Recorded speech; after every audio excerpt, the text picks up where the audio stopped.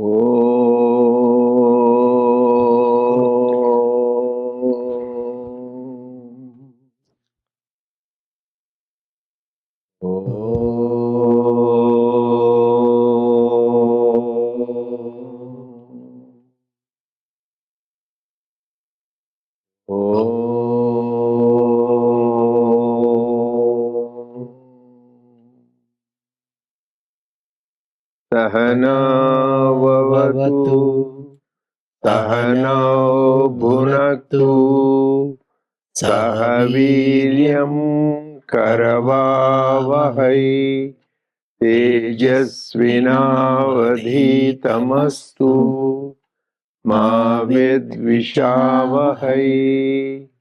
Om Shanti Shanti Shanti.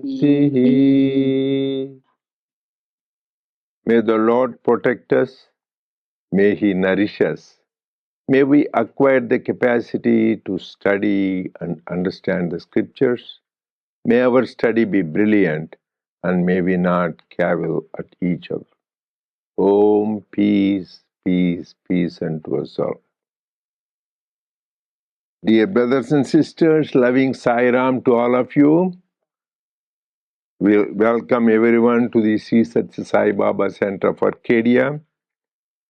And we are grateful to Swami for letting us continue this Gita Jnana Yajna. So as I said, these are not my words. These are the words of Lord Krishna. I told you to go and check in chapter 18, sloka 70. How many people checked? Nobody. Good. So he says, when you are taking part in this, you are taking part in yajna. Everybody, when they do a Chandi Homa, Rudra Homa, they are very excited. This is the greatest yajna, Jnana Yajna. So every time you attend and participate in this, you are recorded in your spiritual bank. Your bank balance goes up. So you don't do that, but for that reason. But it is Lord Krishna says this is the Jnana Yajna. So this is the many yajnas of this. This is it. So we'll give you a little bit connection. So always this should be a story. It should be connected. Bhagavad Gita is, otherwise it becomes dry knowledge. So we started with. By the way, where is Bhagavad Gita located? Which parva in the Mahabharata? Anyway, for future, no, Bhishma Parva of the Mahabharata. In Bhishma Parva Mahabharata is located Srimad Bhagavad Gita. So that is why Mahabharata itself is called Panchama Veda, fifth Veda, because there are only four Vedas, but summary of so many things are there, valuable scriptures are there in Mahabharata, like Bhagavad Gita, Vishnu Sahasranamam, Sanatsu Jayatiyam, so, and Bhishma Stuti, many things are there, which are all great Advaitic tests at giving spiritual message. So that is a past part of the, at least we should know where this scripture is from, Bhishma Parva of the Mahabharata. And Bhagavad Gita is not simple thing, that is why I said Jnana Yoga. Every chapter at the end, that is why go to the original and read, Sri Bhagavad Gita Su Upanishadsu. It is a Upanishad. It's not like just like any other Upanishad, like Kena Upanishad, Ishavasya Upanishad, Brodharanyaka. It is like a Upanishad, and it is Brahma Vidyayam. It teaches the highest knowledge, because Lord Krishna says Vidyanam Adhyatma Vidya. So Brahma Vidya. This is Upanishad, Brahma Vidya, Yoga Shastre. Nowadays people go to all this Hatha Yoga, Kriya Yoga, but this is itself is a Yoga Shastra. It is a Upanishad, it is Brahma Vidya, it is Yoga Shastra. That is why it is considered the essence of all the Upanishad scriptures. So, coming back to our theme starting today. So, first in chapter 9, what is that? Raja Vidya, Raja Guhya Yogam. Knowledge of royal knowledge and royal secret. He said the whole thing at the end, and sloka 34 in chapter 9, he says, Manmana bhava madbhakto madhyajimam namaskuru mamaishvashyati yukteva atmanam matparayanaha. People who keep their mind in me and they are devoted to me and do the worship for me and do the prostrations with love and sincerity, they will become one with me. It's just that. Then, this I said this sloka, same sloka is where else? That also I said. It's chapter 18 and sloka 65. So same thing. Manmana bhava. Usually there is no repetition in Bhagavad Gita slokas.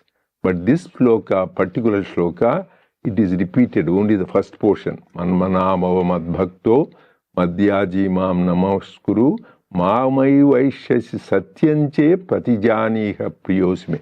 Just the second part of the verse is changed. That means Lord Krishna says, I'm telling you the truth. I'm declaring everybody that you will become it. He so convincingly tells. So we need to follow his divine injunctions. So that is the message he gives.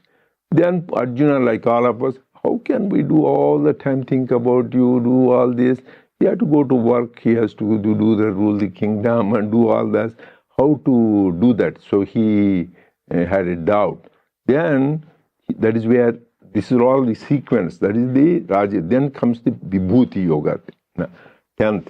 He says, yeah, that's true, you cannot do that. Even, there's very nice, some of the slokas we said, that is why Lord Krishna himself said, Bhuya Yami. I will repeat again, he said. So he says, he tells Arjuna, Bhuya Yeva Mahabahu. I'm repeating you again, I'm telling you again, because sometimes it doesn't get into your head. Bhuya Yeva Mahabahu Shunume Paramam Vaja. I'm getting the greatest truths. I'm telling you again, because so that you understand this. He says, in this chapter 10, sloka 2, Name viduk suragana prabhavam na maharshya. Even great gods, maharshis, sages, saints, spiritual seekers cannot understand me. They will never be able to know my reality. He himself is declared. So that is why you should not try to struggle to know the other book. Yeah. So, here, only by His grace, we can understand. So, this is the second important shloka. That means you cannot know. Then how do you know? That also last week or week before we said. Shloka 9 of the same chapter. Machitta madgata prana bodhayantak parasparam kadayantascha mam nityam tushyanticha ramanticha. My devotees, if you want to know me, they keep their machitta, they keep their mind and life forces in me, and they will be talking about me all the time. My stories, my glories. That is what when we do in a Sai meeting here, Swami stories, when you go to Sai Pramalayam or any Sai meetings, we sing his glory and we talk about his story, right? Bodhayantak parasparam, they talk to each other about that. Then what happens? Tushyanticha, they are very happy like that. That's all their joy is talking about my stories and my glories. Tushyanticha, they are content like that and they are also blissful like that. So he says that is the way to do that. That is another important. So we want to notice at least the important. If you do that, what happens? Yesham satata yuktanam bhajatam priti purvakam dadami buddhi yogam tam yenam upayanti. If you go on thinking like that all the time, bhajatam priti purvakam, with love, you worship me, I will give you jnana, where you will realize that everything is Brahman. So that is the knowledge he gave. For that, we need to have the love and dedication to him all the time. So this is the two important slokas we shared, so to realize that. Then he says, okay, how do I see you everywhere? So then he says, I know you, everything what you see in the world. So three important ahamatma gudakeshas. God says three ways you should understand. He is in the hearts of every one of us, for all beings. Ahamatma Gudakarisha Sarva Bhutesh. It's not just human beings alone. He is the indweller in the hearts of all beings. That is why Shri Baba used to say, even in cats, dogs, ants, and mosquitoes, you need to respect. So he is the indweller of all beings. That is what you should clearly. And then there is one is one of his headquarters. That is why even chapter 18 says, Ishvara Sarva Bhutanam Hurdeshe Arjuna Tishtati. Where is your address? Swami used to say, my address is your heart. That is, and Tishtanti, I am there. And next is, he is there all over everything. Whatever you see in the world is Vishwam, Vishnu. Everything what you see is me. So that when you see the sun, when you see the moon, when you see the earth, when you see water, and when you see the fire, air, space, everything is me only. So everything, whatever you see, the mountains, rivers, trees. So whenever you are walking and when you are doing anything, you are not seeing anything different. That is, you should have that feeling. Then you are always in contact with God. So He is there in each being, in every one of us. First, we should think He is in our heart. And then you should see everything what you say, Vishwarupa, everything, whatever it is the what you are seeing is God. That is why Swami beautifully said, Pashyannapita pashyati mudo. You are seeing but not seeing. What you are seeing is God, and you are asking, where is God? Where is God? Every day we are seeing God. He is within ourselves, but you should have, and then outside also we are seeing. And then third thing he says is at the Vibhuti Yoga last, this is only fraction of me. What all you are telling, all this universe, your heart, this is only a fraction of me. So much of me is unmanifest. That is why I give the example of Purushoktam. Padosya Vishwabhutani Tripadasya Amrutan Divi. Only 1/4 of me is all this manifest universe, beings, galaxies, universes, everything. 3/4 is unmanifest. So you can see the Brahman. Only 1/4 of the Brahman is this manifest universe and this all these beings. So you should say. So when you see that, then you see the glory of the thing. So then he says, my God, so much glory, only fraction of it is there. You are saying, we see, then show me the whole thing. Is really, then chapter 11 comes, Vishwarupa Sandarshana Yoga. Oh, show me the whole thing. That is the time.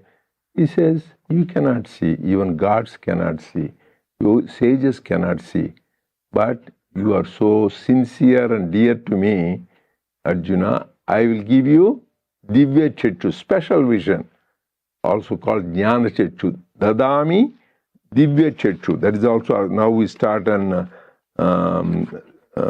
chapter 11, Vishwarupa Sandarshana, vision of the cosmic vision. Nato mam shekyase dushtum anyena Sathya. With your own eyes, you cannot see that. These are flesh eyes, you cannot see. Divyam dadami te tattru. I am going to give you this special divine vision. With that, you can really see me. So he says, you can really see me only with the so here, because these are all at least the main thing, every word of his mantra. So in chapter 10, sloka 12, he says how much glory is Lord's glory? Divi Surya Sahasrasya. Thousands of suns brilliance. One sun brilliance itself, in the mid-noon, if you want to look at the sun, you can't see, right? You have to close your eyes even for fraction. He says, imagine thousands of sun at the same time, they show up, then how much brightness it is. And this is the shloka we referred last time, Nirupama was telling. Did anybody remember? Reference to whom? Robert Oppenheimer, the great physicist and scientist, who is the one who did that Manhattan Project, the Trinity Project, where they did the explosion, atomic thing. When they exploded, he himself could not believe he was a student of Bhagavad Gita. I don't know, but unfortunately he was put in that project which killed so many. That's why he was very disturbed later on in his life. Sad, such a great man. So because that karma pays, even though he did it as for scientific reasons, but it really caused such a bad consequences. So he was a student of Gita, actually learned in UC Berkeley or from a Sanskrit professor, and his favorite was Gita, and he used to even give copies of Gita to his friends. He liked it. This is one of the greatest scripture of the world. Remember that. So here, this is sloka. It says when he saw that this particular sloka, and there is another one, 32, we talked about, where he says, Lord Krishna himself says, but he like, Kalosmi loka kshaya krutya vritya. I am Kala. I am time. I kill everything, I swallow everything. So everything is gone in time, right? We all exist in this particular period, whether you are a Nobel Prize winner or the greatest athlete, greatest singer, the most wealthiest person, most powerful person, handsome person, at such a time, gone, ashes. Now, even ashes we don't know. So it doesn't exist. That's why God is time, and I swallow everything. So everything is gone. That is another sloka he remembered. It is there when you go to New Mexico, in that, I think it was in Albuquerque, we went and there is a museum.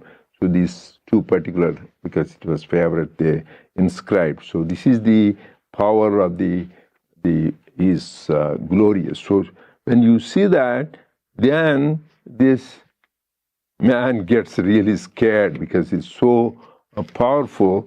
Now he says, better you come back to the things. Now from there slowly he transitions to chapter 12, which is very important, Bhakti Yoga. So you can continue now. So just I wanted to build up the scenery. So how he said how to be merged with God, then the glory of God, then now he shows his cosmic form, where everything is there. Another important thing in this, he shows that all the people are already killed, because he didn't even fight the war, he didn't start. So he says, all these people are already killed. Nimitta matram bhavasavya. This also I said, that is a great mantra. Swami, God, does everything before us, but he gives us credit as if we are doing. So just always remember, nimitta matram, for simple language, we are nothing but instruments in the hands of God, instruments of love. Constantly we need to remember that, so that we become humble instruments of his love.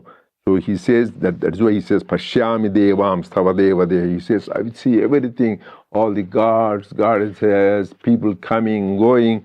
Then he says, that is the time he tells, I already killed everything. Just, this is sloka 33. So just right now, go fight, kill them, and you take the credit, you enjoy the kingdom. But Mayeva eva nihata purvameva, I already killed them.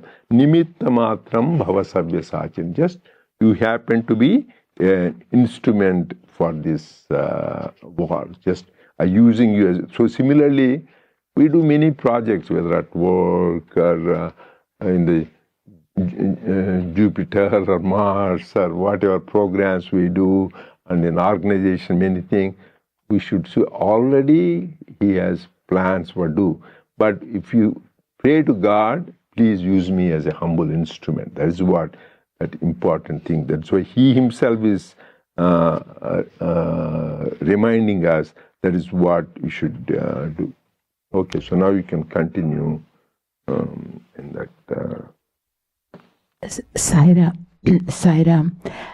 So may I ask two questions from last week's satsang and now Lord Krishna says, it's already done.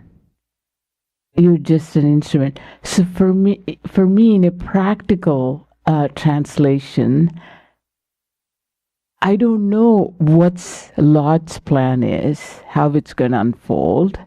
But as my part is truly humbly surrender. That's number one. Number two, whatever in front of me, just look at as a bigger benefit, not as a personal benefit, and do it. Otherwise, how would I know what's God's plan is? No, God's plan goes whether you like it or not, it will automatically go on. What all our duty, Swami beautifully said in the Telugu poem, Yatna prayatnamu manava dharmamu jayapajayamulu daivadyanam. Effort and sincere effort is your duty, dharmam, he says. So all of us need to do our dharma. And the outcome, how he does, he has his own plans. In the war, this is happening, Arjuna fights, those people fight. Outcome, whether the war, they win or lose, it is in control of God.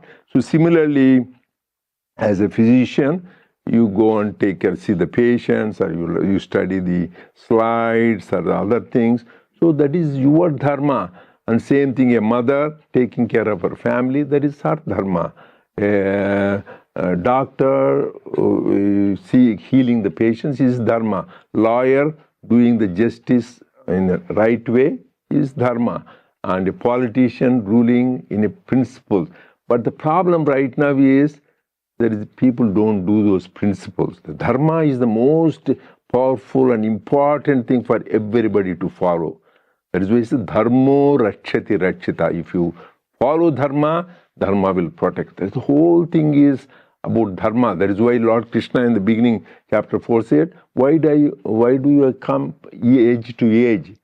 Yada yada hi dharmasya glanir bhavati bharata abhyuttanam adharmasya tadatmanam srujamyam. Whenever there is decline in the practice of dharma, people tell lies, people cheat others, people are vicious and bad, then I take an incarnation to teach people what is good.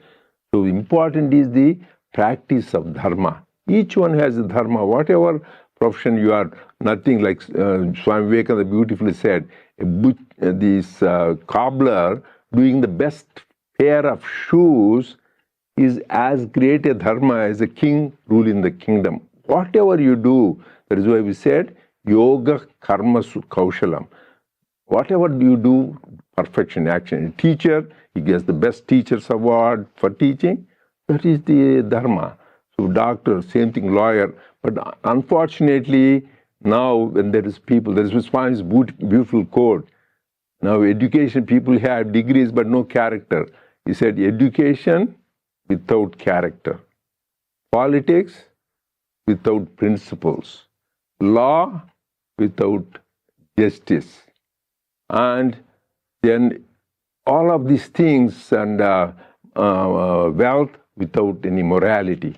All these are not only useless, but positively dangerous. All these things you should have combined with the things. So that is the dharma. So actually you asked that question beautifully. How many of you know, I shared this long time ago, there is a story of the sage Kaushika and Dharma Vyada. Anybody knows? Can repeat? Okay, let me tell you.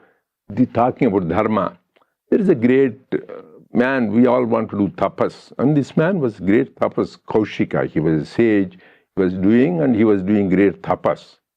And he became so thing. Meanwhile, he was doing tapas, penance.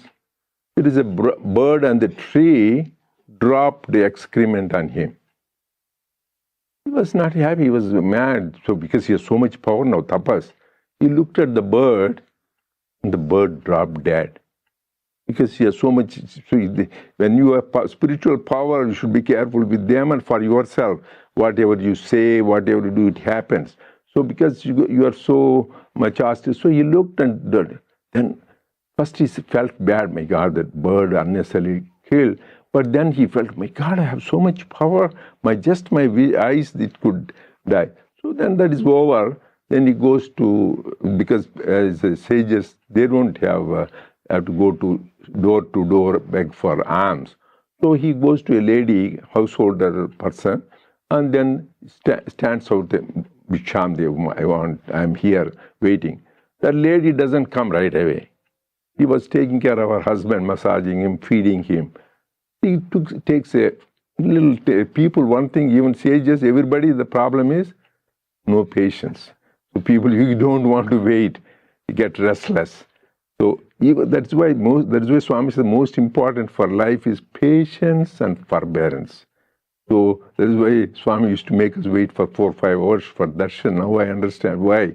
Because that's what nobody wants to wait, whether it is the airport, doctor's office, or in the bus stand, any traffic light, anywhere you don't want to wait. So this just few minutes he had to wait, and he was not happy. So as soon as he came, oh, I'm sorry, I made you wait. This is the bicha. So I was taking care of my husband, but he was a little tough. Then he says, I'm not the bird to be burned. He was shocked of his life. How did she know that bird died somewhere else in the forest? Oh, because of her power, she was doing her dharma, taking care of her husband sincerely, pativrata dharma, she got that power. Oh, he saluted, Mother, how did you know? How did you get this? I said, if you want to learn, I'm busy with taking care of the household. I don't have time to teach you. If you want to know, go to this Mithila. There is a city called Mithila, from where Janaka was. And there is this man called Dharmavyadha. Go and ask him, he will teach you. He goes to the Mithila. I said, I want to see this Dharmavyadha. He thought he's a great sage or saint who can teach him. So I said, I want to find his ashram, where it is. No, he's not an ashram. He is there, go there. He's a butcher. He was cutting meat and selling meat. I was shocked. My God, this butcher guy, he can teach me anything. Then he says, then without even he telling, the butcher says, the lady sent you to learn from me, right? This is another shock of him. My God, how does this man butcher know that that lady sent and this happened? He says, I'm busy with work, I have to do my work. After the day's work is done, I will teach you what is it. And the day's work is done. Sir, what do you do? What all is, I buy the meat, I sell it, but no minimal profit so that I can take care of the family. I don't cheat people. I tell the truth. I do that. That is my dharma. I'm born in that family of butchers, so I have to do that family tradition. That's all I do. And he shows, I came home, he has elderly 2 parents, mother and father. I take care of them and serve them. And in the society, go and help people. So I follow truth, take care of the people in need, and that's all I do, and just I'm grateful to God for this opportunity. That is the dharma. So he doesn't need to be that guy thought you need to do this great tapas. So this is actually this famous story of favorite of Swami Vivekananda. When he came in New York, he used to quote this story called Kaushika and Dharmavyadha. That's why coming to dharma. Whatever you do, you need to do it sincerely. That becomes your dharma, and that will release you from bondage. There is a whole Gita is, what did he say? So literally speaking, what is he telling? Go and kill everybody. Killing is good. That's what, right? Lord Krishna is telling Arjuna, go and kill your grandparents, your teachers, your cousins, right? That is what he is telling. But for why are you killing them? For the sake of dharma. So whatever you do for dharma, it becomes truth. So this is a war, became a yajna because it followed God's instructions and dharma. And a yajna became a war when Daksha did the yajna, and there was a disaster. So even Sati was killed, and she died, and Virabhadra comes and damages everybody, including Daksha, takes off his head, because he did it with arrogance and ignorance and hatred. So the same thing, when you do it, ignoring God and doing with arrogance, that yajna became, that's the greatest yajna that Daksha did, became a war. Because so many people were destroyed at that time. But this here, the war became a yajna because he follows the instruction of. So these are very subtle dharmic nuances. It apparently looks like a wrong thing, but For the sake of dharma to uphold, you have to do that. So that's whatever you are doing, you just do your dharma and dedicate to God. That last time also I said, what did he say? Mat karmakut mat paramo. So yat karoshi, whatever you do, yat ashnashi, whatever you eat, yat juhoshi, whatever tapas you do, dadasyas, whatever charities you give, and tapasyasi, whatever penance you do, tat kurushva madarpanam. Arpanamastu, Krishna Arpanamastu, Rama Arpanamastu, Jesus Arpanamastu, whatever it is, the Supreme Brahman, you dedicate that, then it becomes the highest dharma. That is what you should. Every dharma is the dharma done in the right spirit. So whether, as I said, example of a butcher, I said cobbler, there is another story when we have time, I will tell next week, Tuladhara, there is another similar like whatever we do with sincerity and following the Swami's human values, you do with dedication to God, it takes us towards our goal. We don't need to worry about what God has planned, because ultimately, even though we should have no will of ours, no free will, all is God's will, but we should act such a way that we have free will. Because that is why Bhagavan Ramana Maharshi said, then why should we do all the effort? It is God already decided. To realize that your effort has, ultimately God has His plans. You do the just to realize that stage. That's all.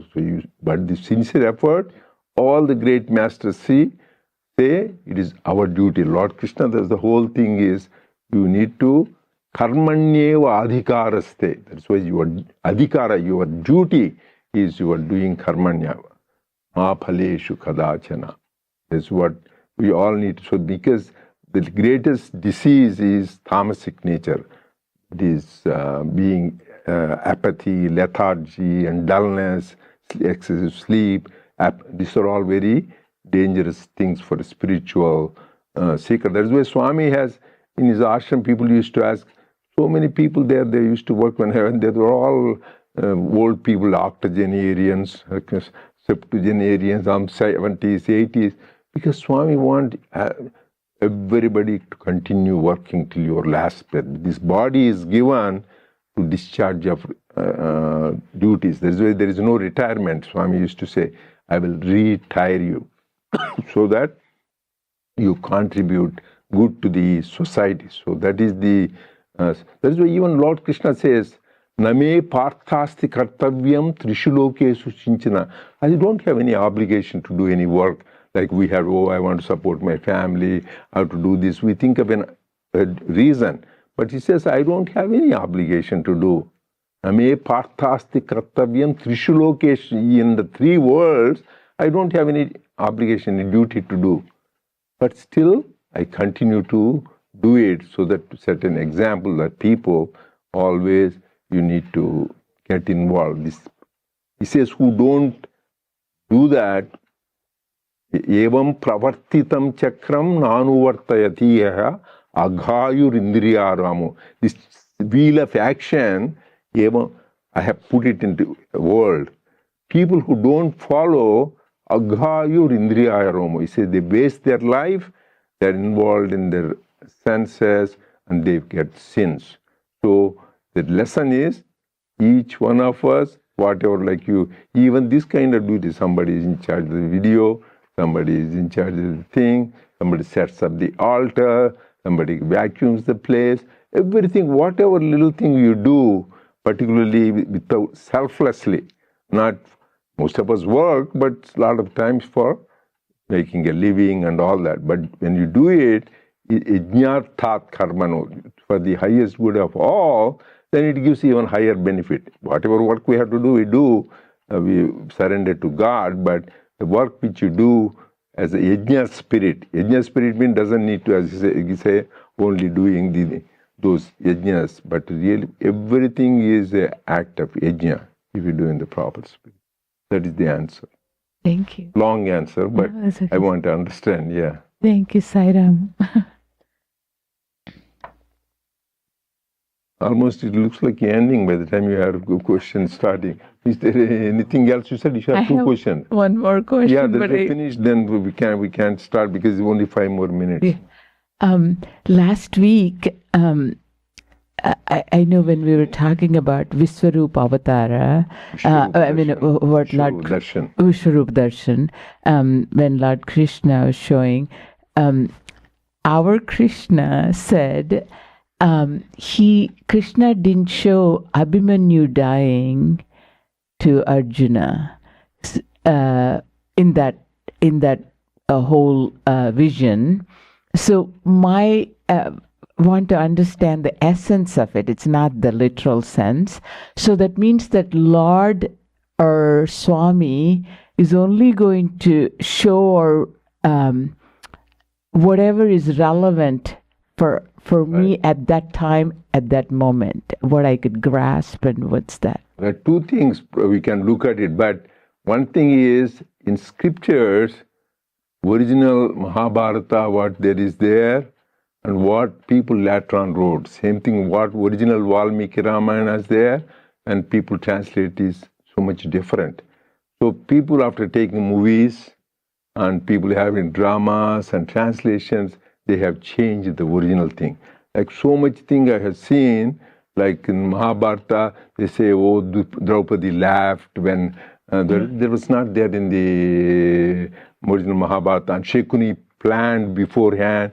That was not there in the original Mahabharata. So people, and also that Duryodhana was his mother protected, it is not there. So it is so many things people change for movies' sake to make it attractive. And so it is not true. I don't know, it is not there in Bhagavad Gita. That what he showed, he clearly says, Bhishma, Drona. He doesn't enumerate everybody. He doesn't say he sees Dharmaraja, he shows Bhishma, Drona, so many gods. And he didn't mention anything, and nobody made a comment. He might have heard from one of the commentators, or some people, sometimes it could be truth or not truth. But if you want, even if it is true, we can look at it because Abhimanyu is so close to him. For him, young boy, to die, particularly when his wife is pregnant, is such a tragic thing. So probably by looking at it, you will become sad. So what is, then he will get more dispirited and demoralized. He is not a saintly person because after Abhimanyu dies, and Arjuna really just completely loses himself, his control, sad shock of his life. So probably then he will get dispirited before that. That could be possible because it is his own son. But God's plan, you don't know why he even made it happen like that. So they say Abhimanyu also was in the character in Mahabharata. He was a very arrogant person. So instead of being, he's a very great, valorous person, you should be humble. Humility is something God wants. Whenever you have ego, he is expert in crushing it. So that is why we all need to be always pray to him, Swami, please, please help me. So it is ego rascal always sprouts of the least thing. So when he gets Abhimanyu in the Padma Vyuha, there is a special plan so that he enters the thing. They trap him. His own father was not there. Lord Krishna was there. There is also divine plan he wants. So then he goes, hey, just take the chariot towards Drona, and I will shut him. In his arrogance, he says, even if my father or Lord Krishna there, I will smash them up. Abhimanyu says that. So that time he was so arrogant. So God wanted to teach, but the way he was killed was so sad. They know not dharmic. So many great warriors like Drona, Ashwatthama, all of them surround it. It's not fair. When you are there, 1-to-1, you should fight. They all surround and like a backstabbing.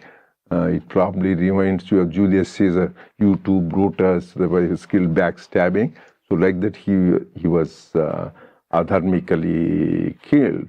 But that was also, they say, nothing happens without God's plan. So it is Lord Krishna's plan, so just to teach a lesson. And there is a big drama happens. We don't have time to discuss, but the Abhimanyu, So just during that time, so just except his father Dharmaraja, all of those people were there, but they could not enter it. There is one guy called Jayatratha, he blocks them. Otherwise, if they went in, they could have helped. So this guy had a boon that he can block the Pandavas for one day. So he made use of that thing so that he blocks the Abhimanyu. Then once he came to know that Arjuna, they said he was furious. My God, this guy cheated so that my son died. You know, when your son dies, you get so mad. I will kill this guy before sunset. That's why when you get emotion, you make all those. And he says, Arjuna, Lord Krishna says, you're a foolish guy. How can you kill? Because then once they know, if I can't kill him, I will kill myself. I'll put. So then they said, Duryodhana, this is the plan. That means let us see that he cannot kill that guy. We'll all surround. So that let him kill himself. That is the plan, right? Because he has to keep stick.